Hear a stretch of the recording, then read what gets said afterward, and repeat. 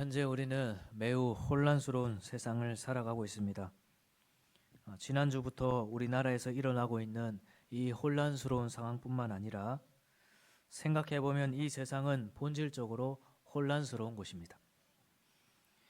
현재 21세기에도 전쟁은 일어나고 있고 선진국이라 불리는 이 대한민국에서도 군대를 동원해서 무력으로 사회를 통제하려는 일이 일어나고 있습니다.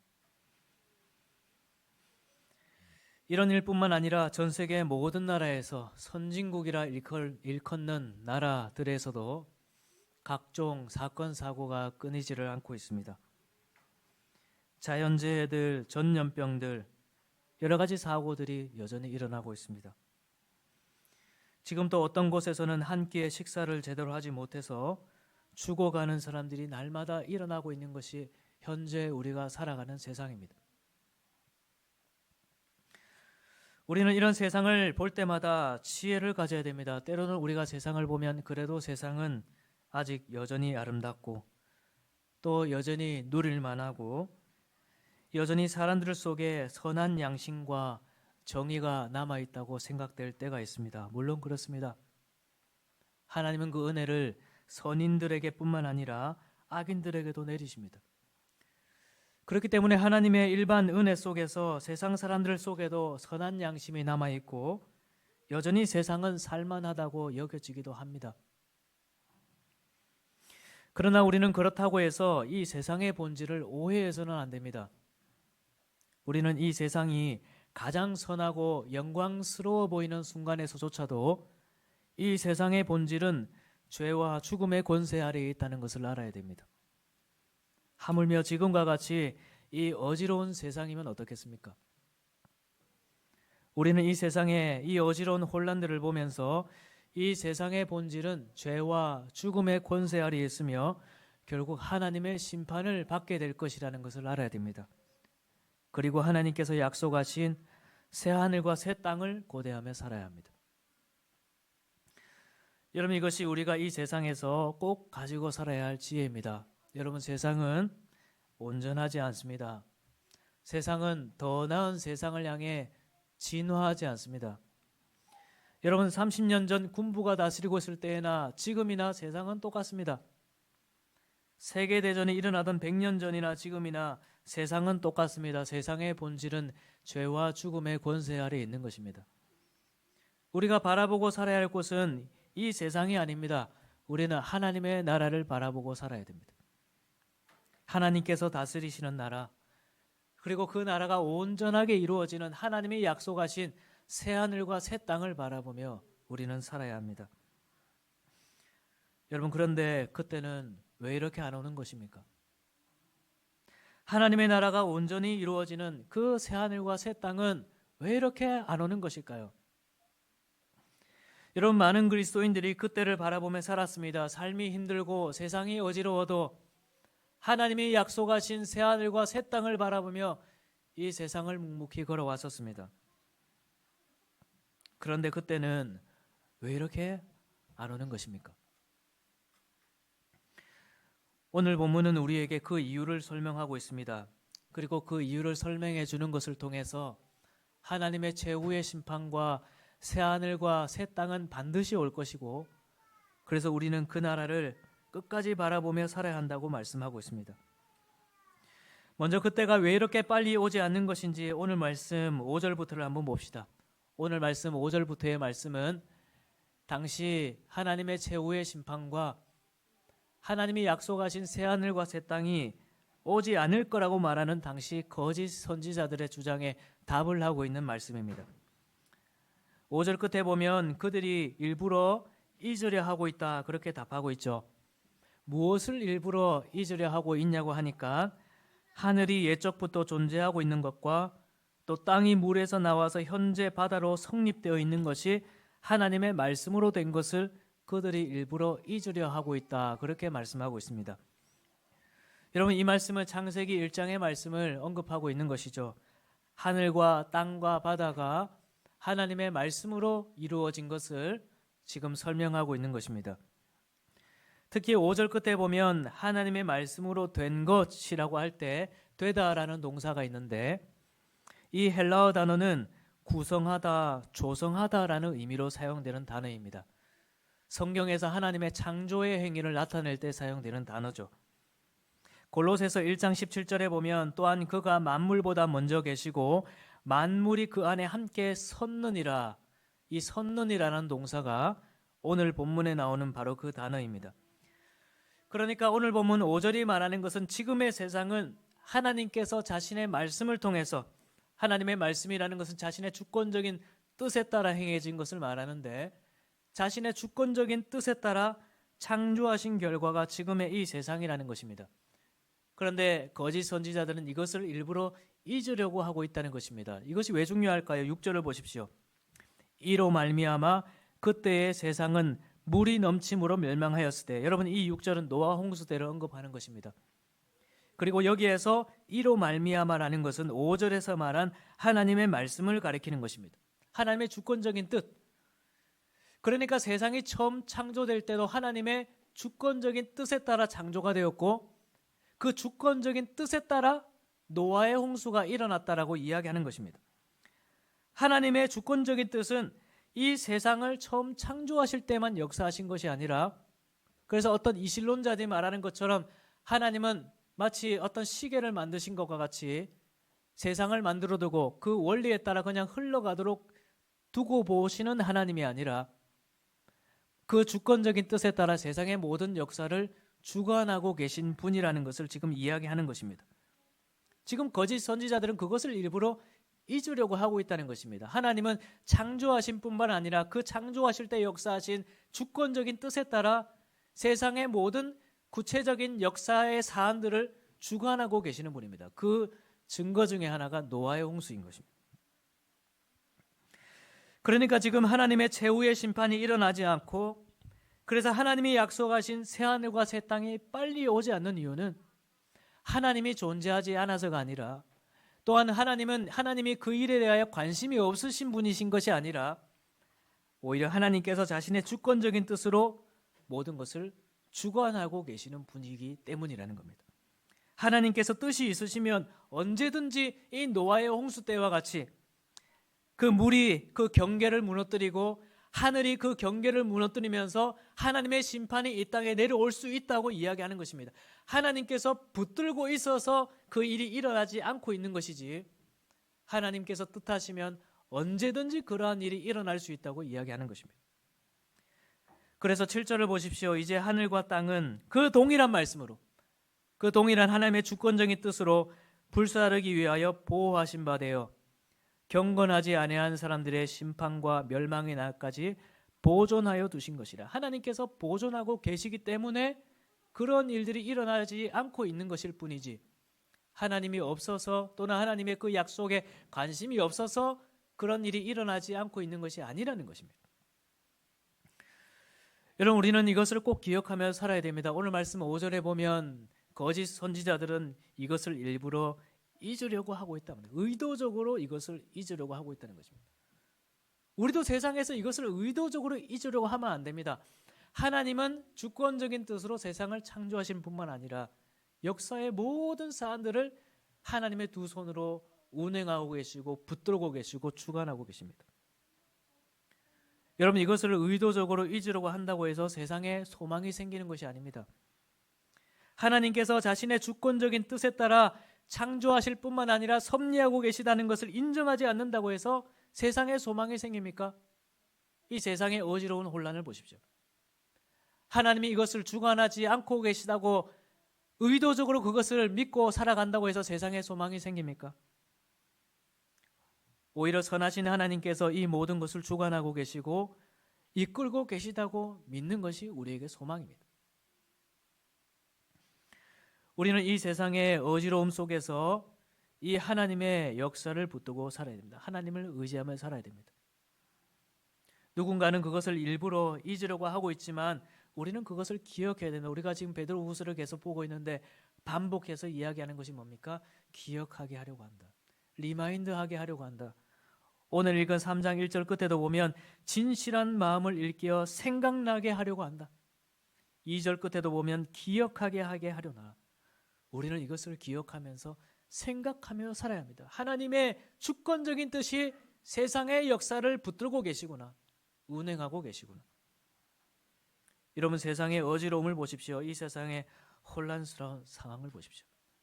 우리는 이 세상의 이 혼란스러움을 볼 때마다 오히려 하나님께서 이 세상의 모든 것을 주관하고 계시고 다스리고 계시다는 것을 믿고 살아야 됩니다. 그분의 선하신 뜻을 따라 하나님은 선하시기에 지금의 이 혼란스러운 상황도 하나님의 선하신 손길을 따라 운행하고 계시다는 것을 믿고 살아야 됩니다.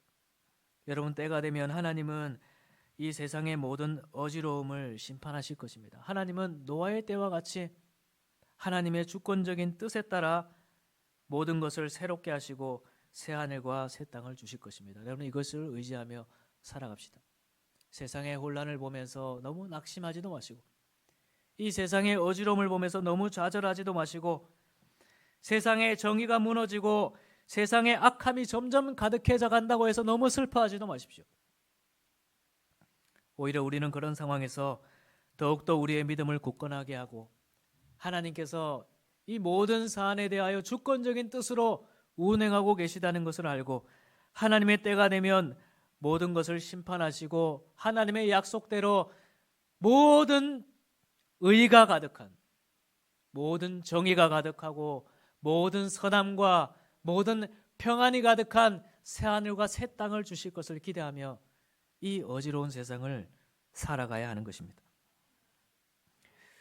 여러분, 그런가 하면 오늘 본문은 하나님의 최후의 심판과 하나님이 약속하신 새하늘과 새 땅이 빨리 오지 않는 이유를 하나 더 설명하고 있습니다. 9절 말씀에 있습니다. 우리가 9절 말씀은 함께 읽어보면 좋겠습니다. 읽어봅시다. 시작.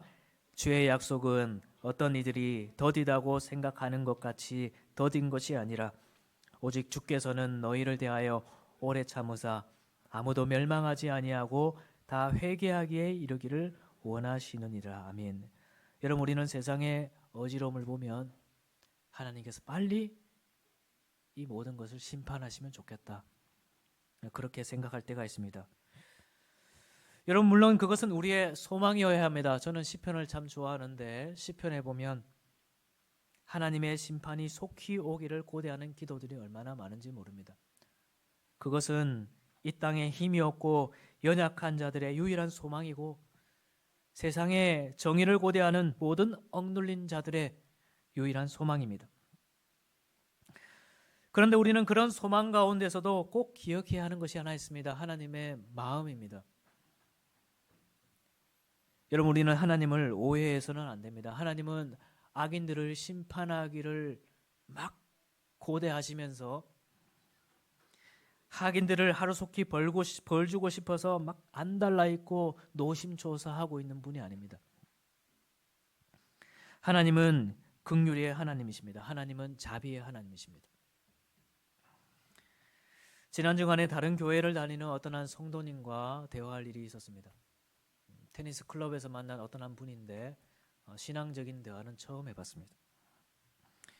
저는 그 이야기를 들으면서 그분이 다니는 교회가 건전하지 못하기 때문에 그 교회를 빨리 나오라고 이야기했습니다. 제가 이런 이야기는 잘 안 하는데 너무 심각해 보여서 빨리 나오라고 했습니다. 그렇게 말했던 이유 중에 하나가 그 교회 목사님이 성도들에게 지옥에 대한 이야기를 자주 하면서 성도들을 향해서 그러다가 지옥 갈 수 있다, 11조 안 하면 지옥 간다, 그런 이야기를 자주 한다는 것입니다. 여러분, 하나님이 원하시는 것은 지옥이 아닙니다. 하나님이 원하시는 것은 우리의 구원입니다.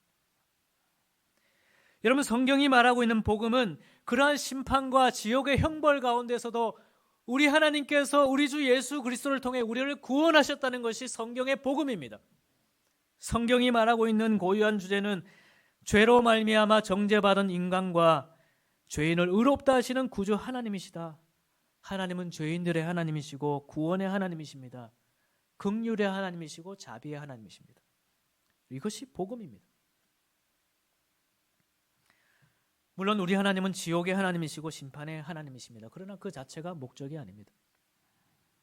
우리 하나님은 구원을 원하고 있습니다. 우리의 회개를 원하고 있습니다. 우리는 이 세상의 어지러움을 볼 때마다 이런 하나님의 마음을 생각해야 합니다. 왜 하나님께서 빨리 이 문제에 대하여 심판하지 아니하시나? 그것보다도 그 사람들이 빨리 회개하기를 원하며 기도해야 됩니다. 오늘날 우리가 이러한 영성을 많이 잃어버렸습니다. 신앙이 점점 개인화되면서 교회 안에서도 서로의 신앙에 대하여 간섭하고 기도하는 것이 참 조심스러운 세상이 되었을 뿐만 아니라 세상에 있는 문제에 대해서 우리만 잘 믿고 잘 살면 되지. 세상의 악인들은 저렇게 살다가 그냥 세상이 끝나면 심판받겠지. 그냥 선을 긋고 살아가는 우리 그리스도인들이 된 것은 아닌가.